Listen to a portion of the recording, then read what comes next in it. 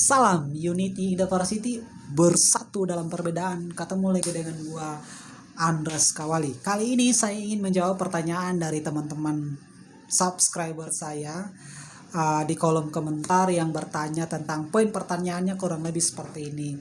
Apakah seseorang tetap dapat dihukum ketika misalnya dia terlibat dalam suatu kasus kecelakaan lalu lintas, karena ada juga keluarga yang merasa ya suatu musibah itu karena atas izin Tuhan yang Maha Kuasa, sehingga dia mengikhlaskan ya tanpa harus istilahnya menuntut orang lain gitu. Ada. Nah, cuman satu yang saya tegaskan bahwa tabrakan lalu lintas sampai mengakibatkan orang lain meninggal dunia itu bukanlah suatu perbuatan yang harus dilaporkan atau istilahnya delik aduan yang harus diadukan baru polisi tindak lanjutin, ya tidak seperti itu. Jadi kecelakaan lalu lintas itu polisi bersifat aktif untuk memproses secara hukum.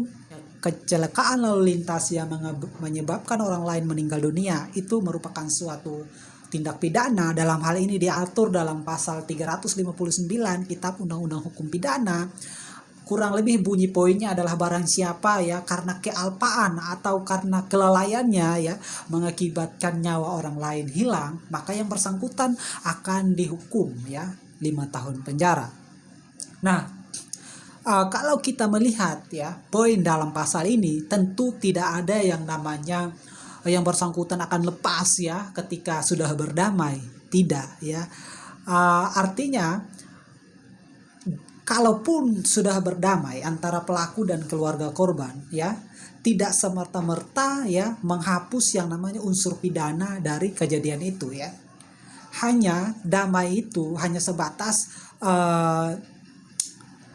sebagai bentuk upaya keringanan ya, keringanan hukuman nantinya bagi si pelaku.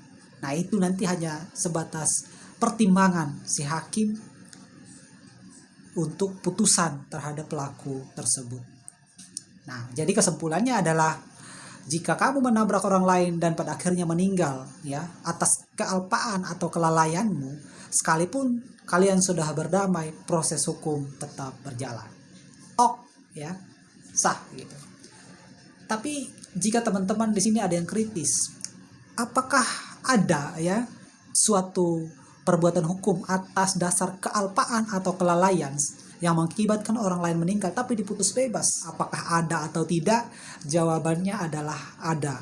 Bahwa kejadian itu pernah ada ya atas kealpaan seseorang tapi dia bebas dari jeratan hukum.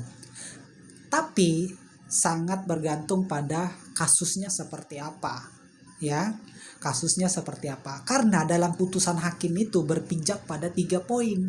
Yang pertama adalah dalam putusan hakim apakah nanti ada unsur kepastian hukum.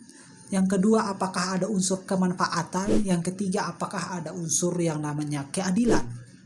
Nah, kalau kita berkaca pada 3 poin penting ini dalam putusan hakim, mari kita melihat kasus yang terjadi di Pacitan. Jadi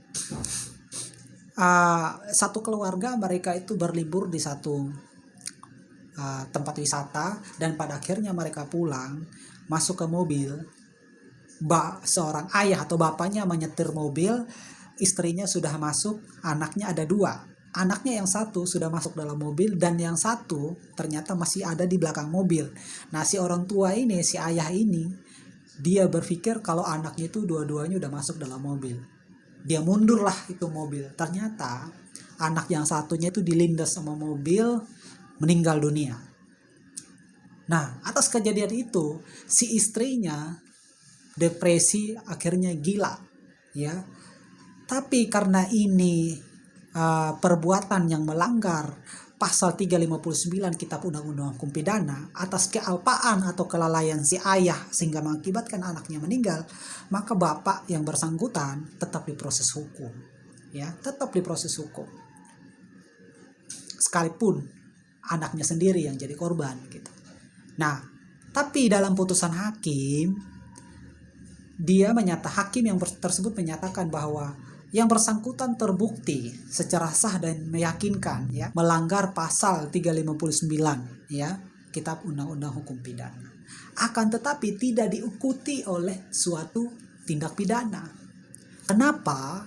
Karena kembali lagi pijakan hakim dalam memutuskan suatu perkara terdiri dari unsur kepastian hukum, ya, kemanfaatan, atau bisa keadilan.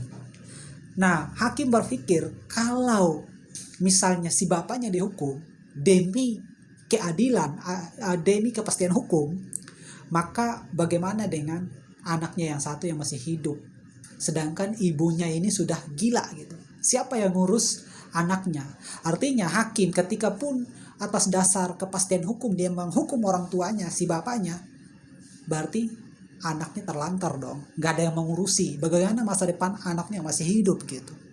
Nah, oleh sebab itu atas dasar kemanfaatan, maka hakim dalam putusannya tidak menghukum penjara si bapaknya, ya, atas unsur kemanfaatan.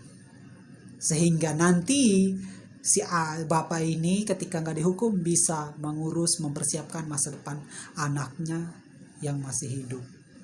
Nah, kurang lebih itu ya penjelasan saya. Jadi adapun kealpaan yang menyebabkan orang itu bisa lolos dari jeratan hukum itu sangat tergantung dari jenis kasusnya seperti apa, ya.